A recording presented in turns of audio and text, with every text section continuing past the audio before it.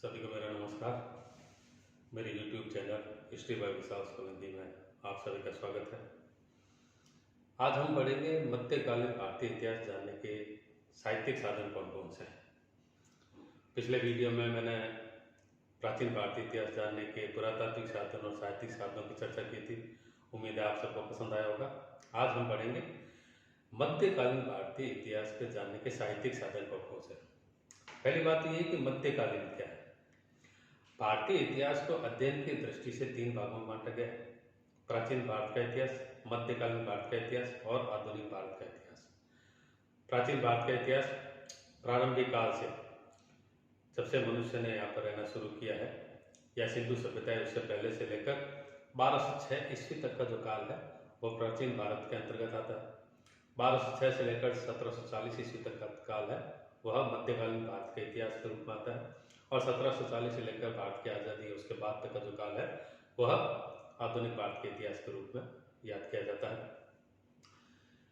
प्राचीन भारत का इतिहास पूरी तरह से भारतीय शासकों के द्वारा ही रचित है। 1206 ईस्वी से लेकर 1526 ईस्वी तक का जो काल है वह भारतीय इतिहास में मध्यकालीन भारत का इतिहास कहलाता है। वास्तविक रूप में देखा जाए तो 7वीं शताब्दी के बाद से ही भारत में राजनीतिक रूप से अंधकार फैल चुका था, क्योंकि हर्ष की मृत्यु जो 647 ईस्वी में हुई थी उसकी मृत्यु के बाद कोई भी ऐसा शासक नहीं था जो पूरे भारत पर एक छत्र शासन स्थापित कर सके, पूरे भारत को राजनीतिक एकता के सूत्र में बांध सके। इसलिए हर्षवर्धन की मृत्यु के बाद से ही भारत में राजनीतिक विखंडन शुरू हो गया था। 712 ईस्वी से अरब आक्रमण शुरू हो चुके थे। अरबों के बाद तुर्कों के, अफगानों के, इन सभी के आक्रमण धीरे धीरे शुरू होने लगे थे। 1191 ईस्वी में पृथ्वीराज चौहान और मोहम्मद घोरी के बीच तराइन का पहला युद्ध लड़ा गया था, जिसमें पृथ्वीराज चौहान विजयी रहा। लेकिन अगले वर्ष मोहम्मद घोरी फिर से पूरी तैयारी के साथ उसी मैदान में फिर आ गया था, और 1192 ईस्वी के तराइन के दूसरे युद्ध के बाद ही पृथ्वीराज चौहान की सत्ता भारत से समाप्त हो गई और एक नवीन धर्म, एक नवीन व्यवस्था, एक नवीन सभ्यता की सत्ता भारत में स्थापित हो चुकी थी, जिसे हम इस्लामिक सत्ता कहते हैं। और यह इस्लामिक सत्ता 1206 ईस्वी में शुरू हो चुकी थी। यदि हम देखें, हम मध्यकालीन भारत के इतिहास को दो भाग में पढ़ेंगे। पहले हम पढ़ेंगे सल्तनतकालीन साहित्य। 1206 ईस्वी से लेकर 1526 ईस्वी तक का काल सल्तनत काल कहलाता है। इन 320 वर्षों के टाइम पीरियड में भारत में अलग अलग 5 राजवंशों ने शासन किया था, जैसा कि मैंने यहाँ पर लिखा है, आप देखिए। 1206 ईस्वी में दास वंश की स्थापना हुई थी, जिसकी स्थापना मोहम्मद घोरी के सबसे खास दास कुतुबुद्दीन ऐबक के द्वारा की गई थी। 1206 से लेकर 1290 ईस्वी तक का काल भारत में दास वंश के नाम से जाना जाता है। दास वंश इसलिए क्योंकि इस वंश में जितने भी शासक आए थे वह या तो अपने पूर्ववर्ती शासकों के दास थे या उन्हीं दासों की संतानें थी। 1290 ईस्वी में जलालुद्दीन खिलजी के द्वारा दास वंश का अंत कर दिया गया था और उसके स्थान पर खिलजी वंश की स्थापना की गई थी, जो कि 1320 ईस्वी तक चला था। 1320 ईस्वी में गैसुद्दीन तुगलक के द्वारा तुगलक वंश की स्थापना की गई थी, जो 1320 से लेकर 1414 ईस्वी तक चला था। 1414 से लेकर 1451 ईस्वी तक सैयद खिजर खान ने भारत में सैयद वंश की स्थापना की, जिसका सल्तनत काल में सबसे कम टाइम पीरियड माना जाता है। 30 वर्ष का टाइम पीरियड खिलजी वंश का है और लगभग 33 से 37 वर्ष का टाइम पीरियड सैयद वंश का माना जाता है। सैयद वंश के बाद सल्तनत काल का जो अंतिम राजवंश था लोधी वंश, बहलोल लोधी के द्वारा भारत में इसकी स्थापना की गई। 1526 ईस्वी में बाबर और इमरान लोधी के बीच जो युद्ध हुआ था, उस युद्ध के साथ ही भारत में सल्तनत का अंत हो गया और उसके स्थान पर नवीन मुगल सत्ता स्थापित हो चुकी थी। अब हम देखेंगे कि सल्तनत काल में जितने भी शासक थे, अलाउद्दीन, इसके कुतुबुद्दीन ऐबक से लेकर इब्राहिम लोधी तक, इन सभी शासकों के शासन काल में किन किन विद्वानों के द्वारा, किन किन इतिहासकारों के द्वारा इनके जीवन से संबंधित, भारत से संबंधित या राज्य व्यवस्थाओं से संबंधित या भारत की सामाजिक, धार्मिक, आर्थिक, सांस्कृतिक व्यवस्थाओं से संबंधित इतिहास लिखा गया था। तो आज हम शुरू करते हैं कि सल्तनत काल में कौन कौन से साहित्य लिखे गए थे और इन साहित्यों के लेखक कौन कौन से। सबसे पहली बात है कि सल्तनत काल से पहले के जितने भी ग्रंथ मिलते हैं उन सभी ग्रंथों में या तो संस्कृत या पाली या प्राकृत या स्थानीय जो क्षेत्रीय भाषाएं हैं तमिल तेलुगु, इन सभी स्थानीय भाषाओं में भारत का साहित्य लिखा गया था। क्योंकि 1206 ईस्वी में इस्लामिक सत्ता स्थापित हो चुकी थी और इस्लामिक सत्ता की स्थापना के साथ ही भारत में जो भी इतिहास रचा गया या इतिहास लिखा गया वह अरबी भाषा, फारसी भाषा और मुख्य रूप से उर्दू भाषाओं में ही लिखा गया था। क्षेत्रीय भाषाओं के रूप में संस्कृत के साथ साथ भारत की जो क्षेत्रीय भाषाएं थी अवध, ब्रज या तमिल या तेलुगु या मलयालम, इन सभी भाषाओं में भी साहित्य लिखा गया। लेकिन वास्तविक रूप में इतिहास के जो स्रोत है वह राजवंशों के स्रोत होते हैं, सत्ताओं के स्रोत होते हैं। इसलिए इन 320 वर्षों के टाइम पीरियड में सल्तनत काल के शासकों के लिए या उनके द्वारा जो कार्य किए गए थे, जो उनके अचीवमेंट्स थी या जो उनकी डिसअचीवमेंट्स थी, उनसे संबंधित जो वास्तविक इतिहास हमें मिलता है वह दरबारी इतिहास की श्रेणी में आता है। दरबार के विद्वानों के द्वारा लिखा गया इतिहास जिनके माध्यम से हमें सल्तनत काल के शासकों की महत्वपूर्ण जानकारी मिलते हैं। तो आइए हम शुरू करते हैं कि सल्तनत साहित्य में कौन कौन से ऐसे ग्रंथ हैं जिनके द्वारा हमें 320 वर्षों के इतिहास की महत्वपूर्ण जानकारी मिलती है। इनमें सबसे पहले हम दास वंश के साहित्य के बारे में, दास वंश के जो ऐतिहासिक ग्रंथ है उनके बारे में पढ़ेंगे। मुख्य रूप से दो ही ग्रंथ आते हैं उसमें, एक है ताजुल मासिर जिसके लेखक थे हसन निजामी, दूसरे थे तबकात नासिरी जिनका लेखक था मिन्हाजुद्दीन सिराज। ये दोनों ही ग्रंथ कुतुबुद्दीन ऐबक या उससे पहले मोहम्मद गौरी से लेकर दास वंश के समय तक के महत्वपूर्ण इतिहास की जानकारी देते हैं। ताजुल मासिर की अपेक्षा तबकात नासिरी ग्रंथ कहीं अधिक ज्यादा महत्वपूर्ण है। इसका लेखक जो है वह मिन्हाजुद्दीन सिराज। यह कहा जाता है कि उसके पिता मोहम्मद गौरी की सेवा में थे। बहुत कम आयु में ही उसके पिता की मृत्यु हो जाने के बाद मोहम्मद गौरी की बेटी माहे मुल्क ने मिन्हाजुद्दीन सिराज की देखभाल की और इसी मिन्हाजुद्दीन सिराज ने दास वंश से संबंधित महत्वपूर्ण ग्रंथ लिखा था जिसमें 23 चैप्टर है, 23 अध्याय माने जाते हैं। तो दास वंश से संबंधित दो पुस्तक प्रमुख है, ताजुल मासिर, तबकाते नासिर। 1290 ईस्वी में दास वंश का अंत हो गया और उसके स्थान पर जलालुद्दीन खिलजी के द्वारा खिलजी वंश की स्थापना कर दी गई थी। 30 वर्षों तक यह खिलजी वंश चला था। इन 30 वर्षों में मुख्य रूप से दो ही शासक प्रमुख थे। देखा जाए तो एक ही शासक प्रमुख था अलाउद्दीन खिलजी, जिसने 1296 से लेकर 1316 ईस्वी तक लगभग 20 वर्षों तक शासन किया था। और इन 20 वर्षों के शासन काल में अलाउद्दीन खिलजी के जीवन से संबंधित जो महत्वपूर्ण जानकारी मिलती है, उस महत्वपूर्ण जानकारी देने वाले सबसे प्रमुख इतिहासकार का नाम है अमीर खुसरो, जो अलाउद्दीन खिलजी के टाइम पीरियड में था। उसके द्वारा अलग अलग विषयों को लेकर अलग अलग ग्रंथ लिखे गए थे। सबसे पहला है मिफ्ता उल फुतूह। मिफ्ता उल फुतूह ग्रंथ खिलजी वंश के साथ साथ थोड़ी बहुत जानकारी तुगलक वंश के बारे में भी देता है। दूसरा है खजाइन उल फुतूह। खजाइन उल फुतूह मुख्य रूप से अलाउद्दीन खिलजी की विजयों का वर्णन है। अलाउद्दीन खिलजी के टाइम पीरियड से संबंधित जितना महत्वपूर्ण जानकारी खजाइन उल फुतूह से मिलती है उतनी जानकारी किसी और ग्रंथ से नहीं मिलती। खजाइन का मतलब होता है खजाना। एक प्रकार से अलाउद्दीन खिलजी के शासन काल की महत्वपूर्ण जानकारी प्राप्त करने का खजाना यह ग्रंथ माना जाता है। तीसरा है आशिकिया। आशिकिया ग्रंथ मुख्य रूप से अलाउद्दीन खिलजी के बेटे खिज्र खान और गुजरात के शासक कर्ण बघेल की पुत्री देवल देवी के प्रेम और उसके बाद विवाह और उसके बाद खिज्र खान के साथ क्या हुआ, इन सभी की जानकारी आशिकिया नामक ग्रंथ में मिलती है। सबसे स्पष्ट है आशिकिया, यानी कि खिज्र खान और देवल देवी के आशिकिया, उनके प्रेम संबंधों के बारे में महत्वपूर्ण जानकारी देता है। अगला है नूह सिपहर। नूह सिपहर भारतीय इतिहास की, विशेष रूप से खिलजी वंश के इतिहास की और उस टाइम पीरियड में भारत के सामाजिक, धार्मिक, आर्थिक, राजनीतिक, सांस्कृतिक और साहित्यिक व्यवस्थाएं कैसी थी, इन सभी की जानकारी देने वाले एक महत्वपूर्ण ग्रंथ नूह सिपहर माना जाता है।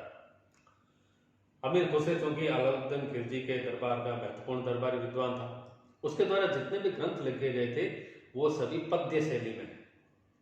अमीर खुसरो एक बहुत विद्वान व्यक्ति माना जाता था। उसके जितने भी ग्रंथ हैं उन ग्रंथों में उसने बहुत ज़्यादा अलंकारों का प्रयोग किया है। इन अलंकारों के साथ साथ उसकी भाषा है, उसकी शैली है, उसके लिखने की जो स्टाइल है वह अन्य इतिहासकारों से उसको अलग करती है। अगला ग्रंथ आता है तुगलकनामा, जो अमीर खुसरो के द्वारा ही लिखा गया है। मुख्य रूप से मुबारक शाह खिलजी और गयासुद्दीन तुगलक के बीच जो संघर्ष हुआ था, उस संघर्ष के पश्चात गयासुद्दीन तुगलक की विजय और उसके बाद गयासुद्दीन तुगलक के द्वारा तुगलक वंश की स्थापना से संबंधित महत्वपूर्ण जानकारी तुगलकनामा ग्रंथ से मिलती है। कई बार प्रश्न आ जाता है कि तुगलकनामा का मुख्य विषय क्या है। तो तुगलकनामा का मुख्य विषय है मुबारक शाह खिलजी और गयासुद्दीन के बीच जो युद्ध हुआ है, जो घटनाएं हुई है, जो उसके परिणाम आए, उसके बारे में महत्वपूर्ण जानकारी मिलती है। इसके साथ साथ तारीख-ए-फिरोजशाही, यह भी एक महत्वपूर्ण ग्रंथ माना जाता है। जियाउद्दीन बर्नी के द्वारा यह ग्रंथ लिखा गया है। इस तारीख-ए-फिरोजशाही में दास वंश के शासक इल्तुतमिश से लेकर फिरोज तुगलक के शासन काल के पहले 6 वर्षों की महत्वपूर्ण जानकारी मिलती है। तो इल्तुतमिश से लेकर उसके बाद रजिया सुल्तान, उसके बाद बलबन, उसके बाद जलालुद्दीन खिलजी, अलाउद्दीन खिलजी, गयासुद्दीन तुगलक, मोहम्मद बिन तुगलक और फिरोज तुगलक के शुरुआती 6 वर्षों की महत्वपूर्ण जानकारी मिलती है। इसका मतलब काफी शासकों की महत्वपूर्ण जानकारी का एक महत्वपूर्ण ग्रंथ माना जाता है तारीख-ए-फिरोजशाही। अगला है फुतुह-उस-सलातीन। ईसामी के द्वारा लिखा गया यह महत्वपूर्ण ग्रंथ मुख्य रूप से तुगलक वंश और तुगलक वंश में भी मोहम्मद बिन तुगलक और फिरोज तुगलक के शासनकाल की महत्वपूर्ण जानकारी दी जाती है। ईसामी के बारे में यह कहा जाता है कि वह मोहम्मद बिन तुगलक को बिल्कुल भी पसंद नहीं करता था। मोहम्मद बिन तुगलक के द्वारा जो योजनाएं बनाई जाती थी, मोहम्मद बिन तुगलक के द्वारा जो कार्य किए जाते थे, उन सभी का वो बहुत बड़ा आलोचक माना जाता था। इसलिए मोहम्मद गौरी के चरित्र की कमियां, मोहम्मद गौरी की शासन व्यवस्था की कमियों की जानकारी भी हमें इसमें मिलती है। एक बात और है कि इसमें ये जो ईसामी के द्वारा ग्रंथ लिखा गया फुतुह-उस-सलातीन, वह ग्रंथ 1948 में मद्रास विश्वविद्यालय के द्वारा प्रकाशित करवाया गया था। बहुत महत्वपूर्ण प्रश्न बनता है कई बार कि किस ग्रंथ को मद्रास विश्वविद्यालय के द्वारा प्रकाशित करवाया गया था। तो यह है ईसामी के द्वारा लिखित फुतुह-उस-सलातीन। अगला महत्वपूर्ण ग्रंथ आता है रहला या किताब-उल-रहला भी कहा जाता है, जिसका लेखक एक अफ्रीकी यात्री था, इब्न बतूता। नाम सुना होगा आपने।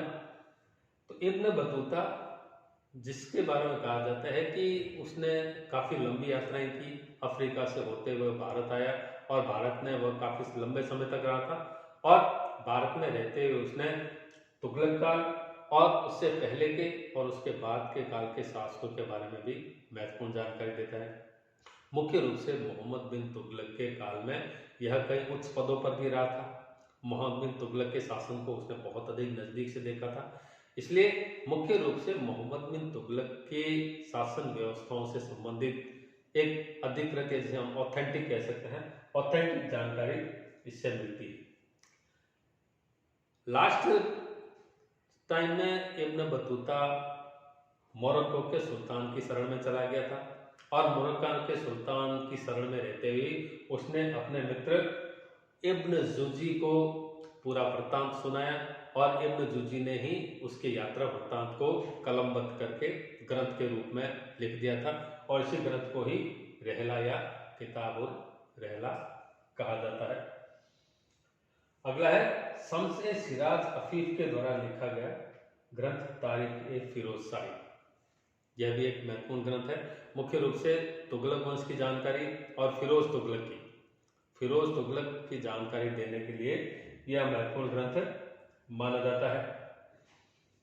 अगला है मसालिकुल अबसार। इसका लेखक है अहमद अब्बास। यह माना जाता है कि अहमद अब्बास कभी भी भारत में नहीं आया, वह दमिश्क में रहा था। दमिश्क से होते हुए जितने भी यात्री भारत से होते हुए वापस अपने देश जाते थे, उन सभी यात्रियों से उनके यात्रा वृत्तांत सुनकर ही उसने भारत से संबंधित जानकारी प्राप्त की और उसी जानकारी के आधार पर उसने ग्रंथ लिखा था मसालिकुल अबसार। यहाँ ध्यान देने वाली बात यह है कि अहमद अब्बास कभी भी भारत नहीं आया, भारत से जाने वाले यात्रियों का वृत्तांत सुनकर ही उसने यह जानकारी पुस्तक के रूप में लिख दी थी। कुछ एक पुस्तकें और मिलती है, जैसे इंसा-ए-नेहरू, यह मुल्तानी के द्वारा लिखी गई थी। अगला है शियारुल औलिया। शियारुल औलिया मुख्य रूप से यह निजामुद्दीन औलिया की जीवनी या निजामुद्दीन औलिया जो सूफी संत हुए थे उनकी जीवनी से संबंधित जानकारी है, उनकी जीवनी मानी जाती है ये। अगला है फुतुहात-ए-फिरोज शाही। फिरोज तुगलक जो तुगलक वंश का मुख्य शासक हुआ था, उस फिरोज तुगलक ने अपने शासन से संबंधित महत्वपूर्ण जानकारी आत्मकथा के रूप में, ऑटोबायोग्राफी के रूप में लिखी है, फुतुहात-ए-फिरोज शाही, जिसका लेखक खुद फिरोज तुगलक ही माना जाता है। तुगलक वंश के बाद राजवंश आया था सैयद वंश, तो 1414 से लेकर 1451 ईस्वी तक रहा था। उसके बारे में या उसके शासन के बारे में केवल एक ही ग्रंथ से जानकारी मिलती है, वह है याहया बिन अहमद के द्वारा लिखा गया ग्रंथ तारीख-ए-मुबारक शाही। सैयद खिजर खान और उसके बाद जो शासक आए थे उनकी महत्वपूर्ण जानकारी देने के लिए सैयद वंश से संबंधित सबसे अधिक और एकमात्र महत्वपूर्ण ग्रंथ तारीख-ए-मुबारक शाही माना जाता है। अंतिम सल्तनत वंश था लोदी वंश। लोदी वंश के बारे में जानकारी देने के लिए भी महत्वपूर्ण 3 ग्रंथ माने जाते हैं। तारीख-ए-सलातन, जिसके लेखक थे अहमद यादगार, मखज़ान-ए-अफ़गाना, जिसका लेखक था नियामतुल्लाह, तारीख-ए-दाऊदी, जिसका लेखक था अहमदुल्लाह।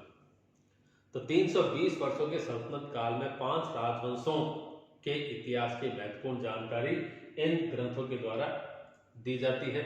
इसके अलावा कुछ अन्य ग्रंथ भी हैं जो क्षेत्रीय भाषाओं में या संस्कृत में या स्थानीय भाषाओं में लिखे गए हैं, उन सभी के द्वारा भी साहित्यिक जानकारी मिलती है। इनमें तारीख-ए-सिंध, जिसका लेखक मीर मासूम था, तारीख-ए-यामिनी कुतबी के द्वारा लिखी गई, तबकात-ए-अकबरी, ये तबकात-ए-अकबरी मुख्य रूप से मुगल काल की भी जानकारी देने में महत्वपूर्ण स्रोत माना जाता है, लेकिन यह सल्तनत काल के कुछ शासकों की जानकारी देने के लिए भी इसमें महत्वपूर्ण घटनाएं दी गई है, जिसके लेखक थे निजामुद्दीन अहमद प्रतापरुद्रदेव। यह पुस्तक का नाम है, जिनके लेखक हैं अगस्त्य। नरकासुर विजय, जिसके लेखक हैं मधान। पार्वती परिणय वामन भट्ट के द्वारा लिखी गई थी। शास्त्र दीपिका पार्थसारथी के द्वारा लिखा गया था। हम्मीर काव्य, रणथंभौर के शासक हम्मीर के जीवन से जुड़ी हुई घटनाओं से संबंधित महत्वपूर्ण जानकारी हम्मीर महाकाव्य में मिलती है, जिसके लेखक है नयन चंद्र। दक्षिण भारत में जो विजयनगर साम्राज्य था, उस विजयनगर साम्राज्य का सबसे महान शासक हुआ था राजा कृष्णदेव राय, और इसी राजा कृष्णदेव राय के द्वारा भी कुछ महत्वपूर्ण ग्रंथ लिखे गए थे। उनमें सबसे अधिक महत्वपूर्ण माना जाता है जामवती कल्याण, गीत गोविंद, जिसके लेखक है जयदेव। गीत गोविंद एक प्रकार से गीता की टीका ही मानी जाती है। मिताक्षरा, संस्कृत में लिखा गया ज्योतिष का और शास्त्रों से संबंधित महत्वपूर्ण ग्रंथ विज्ञानेश्वर के द्वारा लिखा गया था। आल्हा उदल, राजपूताना क्षेत्र में शासकों के जितने भी सेनापति थे, उन सेनापतियों के द्वारा बहुत पराक्रम का प्रदर्शन किया जाता था युद्धों में, और उन्हीं पराक्रमों को देखकर जगनीत के द्वारा आला उदल लिखा गया था, आला और उदल के ऊपर। अगला है पद्मावत। इसके बारे में बहुत ज़्यादा बताने की आवश्यकता नहीं है, आपको थोड़ी बहुत जानकारी होगी।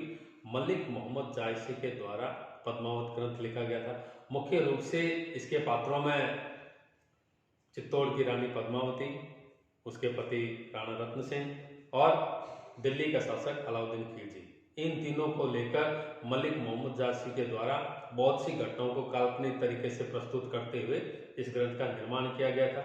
वास्तविक घटनाएं हो सकता है इससे कुछ अलग हो, लेकिन मलिक मोहम्मद जायसी के द्वारा पद्मावत को एक प्रकार से काल्पनिक इतिहास की श्रेणी में रखा जा सकता है।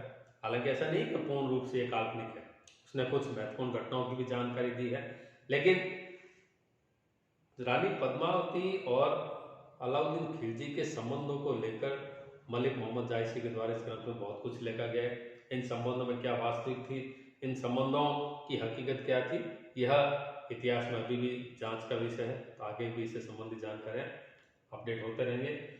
तो मुख्य रूप से 1206 ईस्वी से लेकर 1526 ईस्वी तक का जो काल है वह भारतीय इतिहास में सल्तनत काल कहा जाता है। पहली बार भारत में इस्लामिक सत्ता स्थापित हुई थी।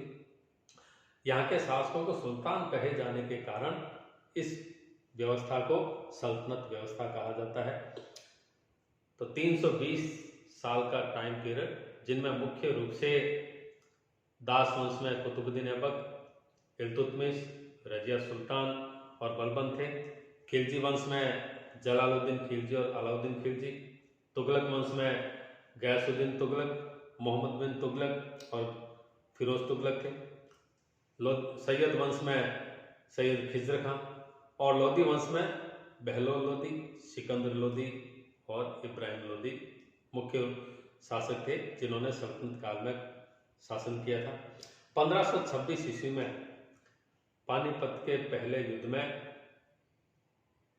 बाबर के द्वारा इब्राहिम लोधी को पराजित कर दिया गया था और इसी पराजय के साथ ही दिल्ली से सल्तनत सत्ता का अंत हो गया और उसके स्थान पर नवीन मुगल सत्ता स्थापित हो चुकी थी। अगला चैप्टर हम पढ़ेंगे मुगल कालीन इतिहास जानने के साहित्यिक साधन कौन कौन से हैं। उम्मीद है आपको आज का टॉपिक अच्छा लगा होगा। आप मेरे YouTube चैनल हिस्ट्री बाय विशाल सोलंकी में जाकर लाइक कीजिए, सब्सक्राइब कीजिए और कमेंट बॉक्स में जाकर आपके जो भी सजेशंस है या आपको ये वीडियो कैसा लगा, इसमें आपको जानकारी कैसे लगी, कमेंट देते समय आप कुछ विशेष बातों का ध्यान रखें। आपके कमेंट्स मेरे लिए स्वागत योग्य हैं। Okay, thank you. महामारी का समय है, आप भी सुरक्षित रहिए, अपने परिवार, अपने मित्र, अपने रिश्तेदार को सुरक्षित रखिए। Thank you. जय हिंद।